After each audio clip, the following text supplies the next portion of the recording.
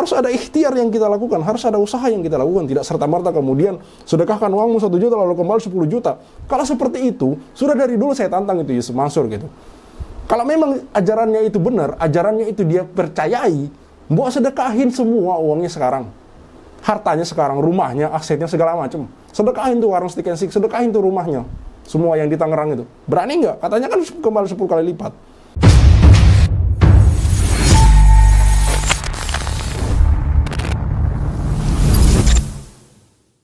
Bismillahirrahmanirrahim. Assalamualaikum warahmatullahi wabarakatuh. Kembali bersama saya Al-Walid. Di lini masa Twitter 16 Maret 2025 ada sebuah postingan dari @Ali Syarif. Ini dari Bapak, akun Twitter dari Bapak Ali Syarif, ya Pak Ali Syarif. Haus akan keajaiban Tuhan, ditipu Ustadz serasa mendapat berkah. Nanti kita akan bacakan beritanya. Ini dari Fusilat News, teman-teman. Tapi sebelumnya ini saya ada salah satu cuplikan video menarik. Ini saya ambil dari potongan video yang diupload oleh Toibah TV, yang mana ini diupload di akhir videonya, teman-teman. Menurut saya ini video yang isi pembahasannya cukup menarik untuk kemudian kita simak dan kita renungkan bagaimana sebenarnya sedekah itu, teman-teman. Di Indonesia ini orang-orangnya itu sangat dermawan. Ketika kemudian ada di media sosial yang viral, entah itu dia meminta sedekah atau dia sedang melakukan sesuatu yang kemudian membuat netizen itu tersentuh, itu pasti akan diberi sedekah, pasti akan diberi santunan, pasti akan diberikan sesuatu lah intinya. Ini bukan hal yang negatif, teman-teman. Ini hal yang positif. Bahkan negara-negara lain banyak yang memuji kedermawanan negara kita. Negara-negara seperti misalkan Palestina itu bahkan memposting tentang Indonesia, memposting bendera Indonesia, karena saking banyaknya orang-orang Indonesia yang kemudian bersedekah ke sana, yang kemudian menyumbangkan hartanya ke sana, teman-teman. Dan ini sekali lagi saya katakan bukan hal yang negatif. Ini hal yang tentu sangat positif, bahwa masyarakat kita seperti apapun bentuknya itu ketika berbicara sedekah, ketika berbicara berbagi, itu sangat luar biasa, teman-teman. Sangat luar biasa. Tapi di lain sisi, ini ada hal negatifnya. Apa itu? Bahwa ada orang-orang, ada oknum-oknum yang kemudian bisa memanfaatkan ini, melihat ini sebagai potensi untuk meraup untung buat kantong pribadi mereka. Saya kemarin melihat sebuah postingan, ada sebuah masjid yang kemudian diposting oleh seorang netizen. Ini juga insya Allah akan kita bahas. Dan saya akan posting nama masjidnya, lokasi masjidnya, di mana saya akan posting, teman-teman. Karena terus terang hal-hal seperti ini tidak bisa dibiarkan. Saya melihat sebuah postingan bahwa ada sebuah masjid, kalau tidak salah itu terletak di Pringsewu, yang mana itu kemudian ada captionnya menulis bahwa dia tidak akan lagi ke masjid itu. Dia kapok ke masjid itu. Karena apa, teman-teman? Menurut komentar-komentar yang saya baca di bawah, komentar-komentar dari netizen, jadi itu komentarnya sampai ribuan, teman-teman. Dan rata-rata komentarnya itu orang yang kemudian mampir di situ, karena ini memang masjid lebih ke masjid rest area ya, orang-orang yang kemudian musafir yang bepergian kemudian mampir ke situ, itu berkomentar bahwa di masjid itu mereka dipaksa untuk sedekah gitu, secara tidak langsung mungkin dipaksa, dimintailah entah segala macam, yang mana ini tidak dibetulkan gitu, bahwa sedekah itu bukan sesuatu, bukan selayaknya orang malak gitu. Sedekah itu orang harus ikhlas memberi gitu. Entah dia mau punya uang, entah dia uangnya banyak atau sedikit, mau dia banyak pun itu nggak bisa kita paksa gitu. Itu harus keikhlasan mereka, teman-teman. Harus dengan ikhlas, dengan sukarela gitu. Jadi kemudian masjid ini menjadi bahan obrolan di media sosial gitu. Ini salah satu contoh gitu, bahwa selain kemudian orang-orang kita ini sangat dermawan dalam bersedekah, itu ada oknum-oknum yang juga memanfaatkan hal itu. Entah memakai sorban, menjual ayat-ayat Al-Quran, hanya demi kepentingan pribadi, teman-teman. Mari kita simak video berikut. Gue bisa bilang bahwa orang Indonesia adalah orang paling dermawan, sekaligus paling bego sedunia. Ini apa? Sendok. Goblok! Cangkul!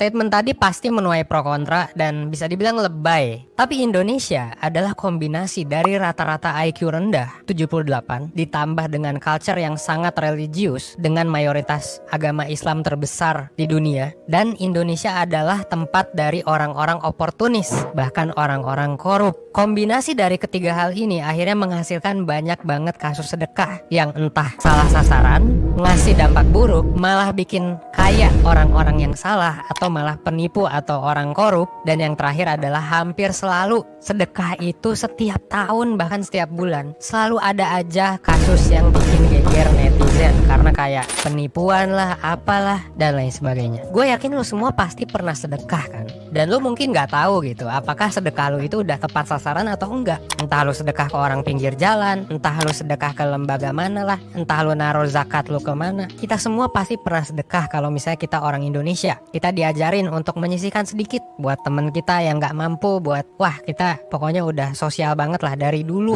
Tapi sedekah kita tuh bisa jadi 90-100%-nya tuh fuck up. Kenapa sih bisa fuck up? Ya karena pertama, sedekah ke lembaga besar bisa aja dikorupsi loh. Lembaga besar yang terpercaya. Ya kita tahu lah kemarin baru aja ada dakwaan ya, dugaan atau bahkan dakwaan korupsi. Yang kedua, sedekah kita bisa jadi dimanfaatkan oleh orang-orang yang oportunis. Pura-pura ngemis padahal motornya lebih bagus dari kita. Bahkan pendapatannya lebih gede mungkin dari kita yang kerja sampai lembur-lembur.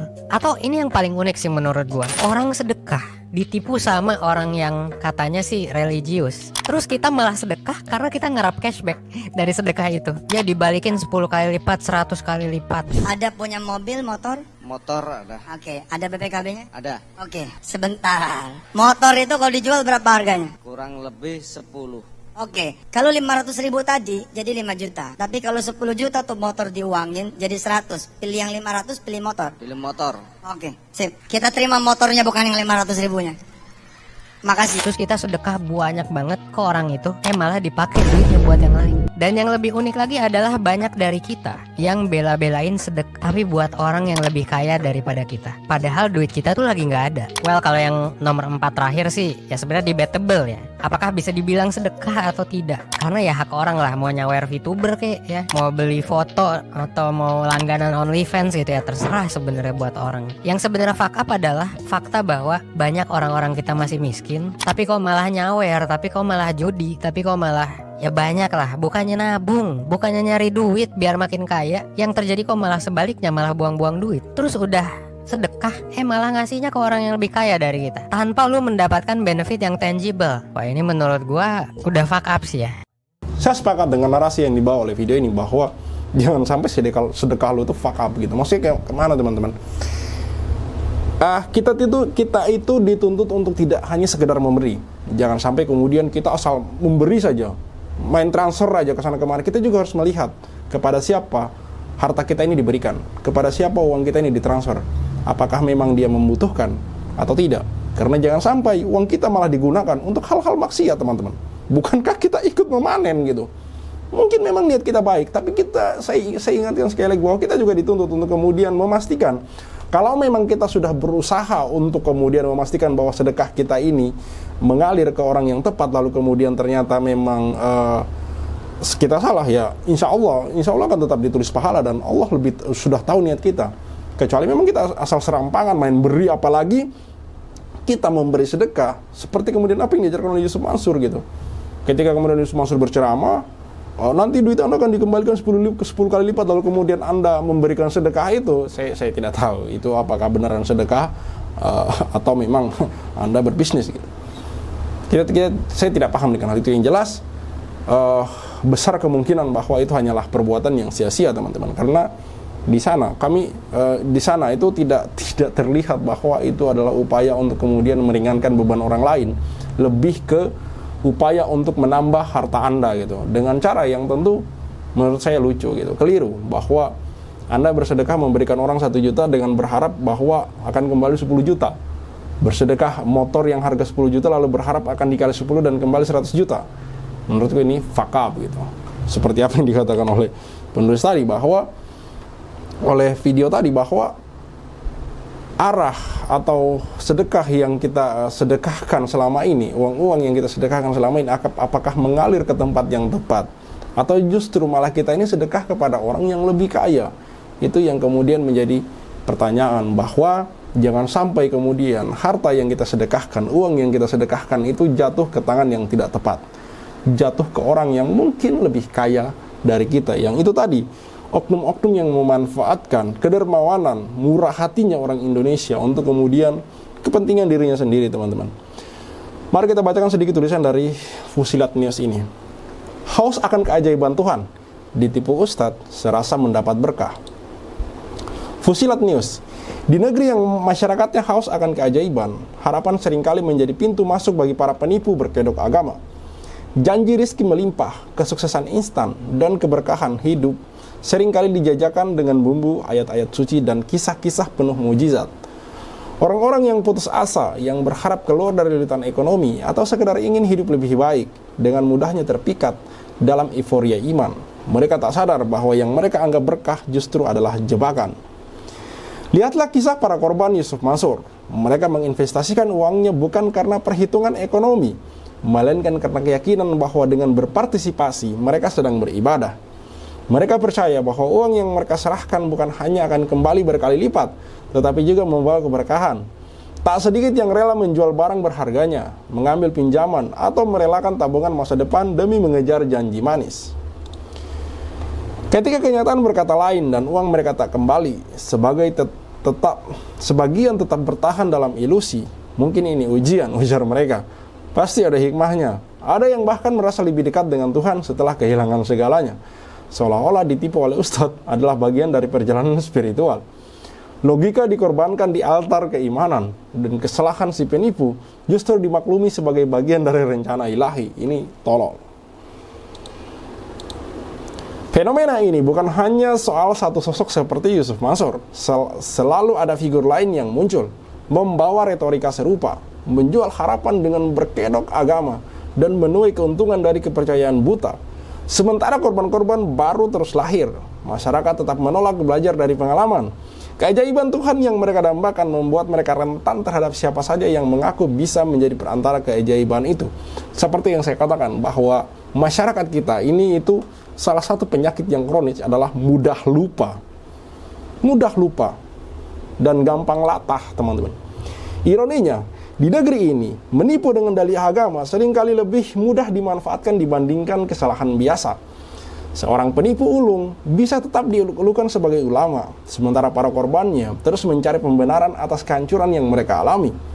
Mungkin karena dalam benak mereka lebih mudah percaya bahwa mereka sedang diuji oleh Tuhan daripada mengakui bahwa mereka sekedar telah ditipu oleh manusia. Keajaiban yang sejatinya harus lahir dari kerja keras dan kejujuran, bukan dari janji-janji kosong yang dibungkus dengan ayat suci. Namun, selagi masih ada yang lebih percaya pada mimpi instan dibanding usaha nyata, para ustadz investor tidak akan pernah kehilangan mangsa. Nice, betul tulisan dari Pak Ali Sarif ini, teman-teman. Saya ulangi, selagi masih ada yang lebih percaya pada mimpi instan dibanding usaha nyata, para ustadz investor tak akan pernah kehilangan mangsa. Itu dicatat, teman-teman, bahwa kata-kata itu betul. Mereka ini menyasar orang-orang yang punya mimpi tapi ingin hal yang instan gitu. Kelihatan dari beberapa kemudian orang-orang yang mengatakan itu, bahwa mereka itu terlanjur percaya, sampai kemudian kurang teliti, kurang detail melihat syarat-syarat, melihat ini apa, itu apa, hanya melihat dari sosok orangnya gitu. Kemudian mereka serampangan begitu saja menyerahkan harta mereka tanpa kemudian berhitung, tanpa kemudian melihat, menilai, meneliti, menelusuri, meriset dan segala macam gitu. Modal yakin saja, padahal menurut saya itu tidak cukup gitu. Bahkan dalam agama kita diajarkan gitu. Bukankah kemudian ada cerita dari Nabi Ibrahim yang mana ketika dia mencari Tuhan gitu, lalu kemudian tuh Allah itu menunjukkan tanda-tandanya, memperlihatkan ada bintang, ada segala macam. Bahkan agama kita mengajarkan kita untuk kemudian logis. Memang ada beberapa hal yang memang bukan tidak logis, tapi otak kita yang tidak nyampai gitu. Otak kita yang tidak nyampai gitu. Misalkan kita tidak bisa melihat Tuhan. Bukankah sudah dijelaskan dalam kisah Nabi Musa bahwa Nabi Musa ingin melihat Allah, lalu kemudian Allah menunjukkan kalau gunung itu bisa berdiri pada tempatnya. maka kamu akan bisa melihatku, tapi memang tidak mampu gitu. Jadi ini bukan tidak logis, tapi kita tidak mampu menyampaikannya gitu. Akal kita ini terbatas. Dalam agama saja, kita disuruh untuk berpikir gitu. Menggunakan akal kita, menggunakan nalar kita. Bukankah saya pernah bahasakan bahwa kenapa Nabi Musa itu diberi tongkat, lalu tongkatnya disuruh untuk memukulkan laut, sehingga kemudian lautnya terbelah. Bukankah Allah bisa langsung kun fayakun, lautnya langsung terbelah gitu, tanpa perlu seperti itu? Panjang ceritanya harus pakai tongkat dulu, tongkatnya dipukulkan ke laut. Karena Allah ingin memperlihatkan bahwa semuanya ada proses gitu. Harus ada ikhtiar yang kita lakukan, harus ada usaha yang kita lakukan. Tidak serta-merta kemudian sedekahkan uangmu 1 juta lalu kembali 10 juta. Kalau seperti itu, sudah dari dulu saya tantang itu Yusuf Mansur gitu. Kalau memang ajarannya itu benar, ajarannya itu dia percayai, mbok sedekahin semua uangnya sekarang. Hartanya sekarang, rumahnya, asetnya segala macam. Sedekahin tuh warung stick and stick, sedekahin tuh rumahnya. Semua yang di Tangerang itu. Berani nggak? Katanya kan kembali 10 kali lipat. Itu sudah dari beberapa tahun yang lalu saya tantang dalam video saya bahwa kalau memang Yusuf Mansur percaya dengan ajarannya sendiri, bahwa sedekah yang dia ajarkan ke orang lain, bahwa ketika Anda bersedekah 1 juta akan kembali 10 juta, sedekahin semua hartanya. Sekali lagi saya katakan, ini selalu saya disclaimer di setiap tantangan saya bahwa kami bukan mendiskreditkan sedekah, bukan tidak percaya dengan fadilah sedekah, tapi kami mengkritik apa yang diajarkan oleh Yusuf Mansur, bahwa Yusuf Mansur sering membranding bahwa ketika Anda bersedekah, maka akan dikembalikan 10 kali lipat berupa harta gitu. Padahal kan tidak seperti itu ayatnya. Tafsirannya tidak seperti itu. Yusuf Mansur mengartikan untuk kepentingan diri sendiri. Kalau tidak, apalagi gitu. Dia bisa nggak praktekkan ajaran sendiri? Saya yakin tidak mungkin dia berani gitu, teman. Tidak mungkin dia berani. Bahkan Yusuf Mansur ketika melihat video ini, silahkan buktikan kata-kata Anda gitu. Sedekahkan semua aset Anda, nolkan rekening Anda, kan akan kembali 10 kali lipat. Itu kan yang 10 kali lipat yang balik itu kan buat bayar-bayar yang bermasalah, kan selesai urusan Anda gitu.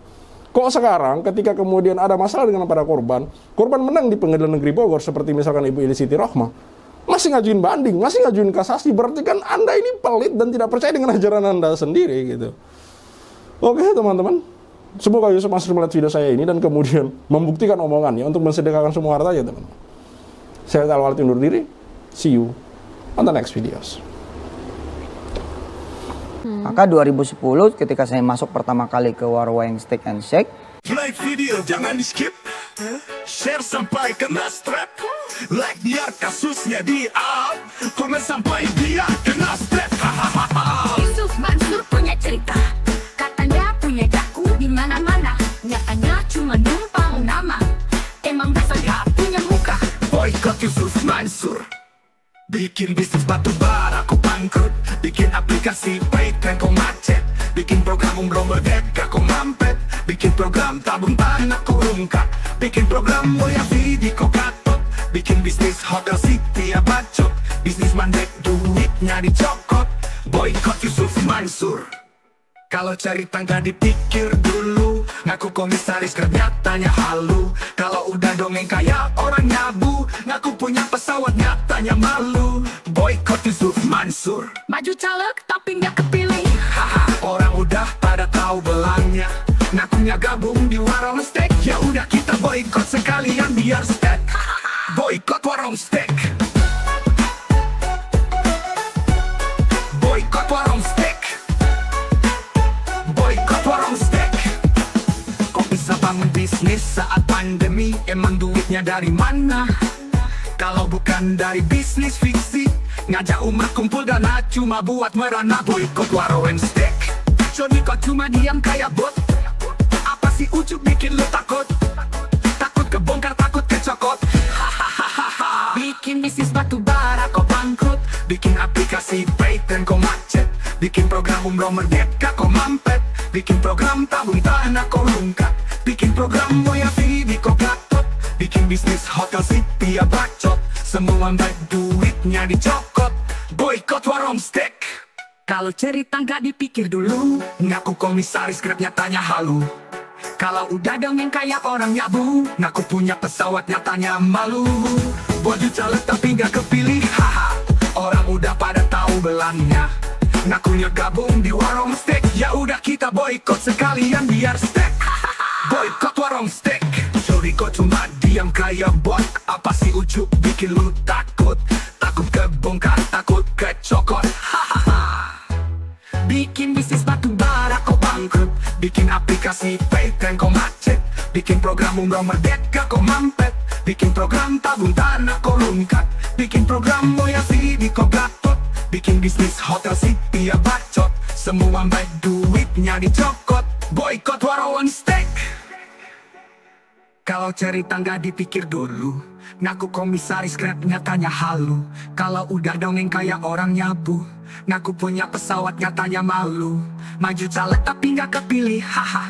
Orang udah pada tahu belangnya, ngakunya gabung di warung steak. Ya udah kita boykot sekalian biar steak.